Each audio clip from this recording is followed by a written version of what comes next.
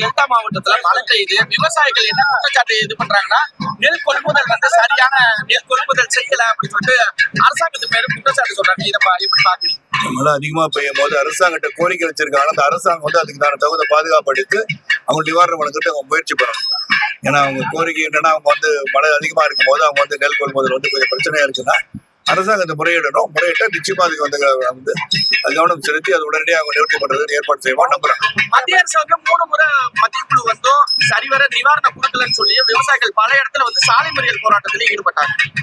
அது எப்படி பாக்க ஒரு திருமண விழால விவசாயிகள் போராட்டம் உண்மையிலே விவசாயிகள் இந்த நெற்களஞ்சியத்தை தான் உட்காந்து பேசிட்டு இருக்காங்க. இருந்தாலும் விவசாயிகள் நிச்சயமா மத்திய அரசு செவிசாய்க்கலன்னு சொல்றது ஒரு குற்றச்சாட்டா நீங்க மாநில அரசு சொல்றது நினைக்கிறேன். அது ஒரு குற்றச்சாட்டாக எடுத்து மாநில அரசு கவனிக்க வேண்டிய விஷயம். அவங்க தான் எடுத்து மத்திய அரசுக்கு சொல்லணும். மத்திய அரசு நிச்சயமாக விவசாயிகளுக்காக கண்டிப்பாக உதவி செய்வதற்காக காத்திருக்கின்ற ஒரு ஆட்சி தான் நடந்துட்டு. செங்கோட்டையன் ஒரு அரசியல்வாதி. அவர் எடுத்திருக்க முடியும் அவ்வளவு. அவர்தான் முடியும்.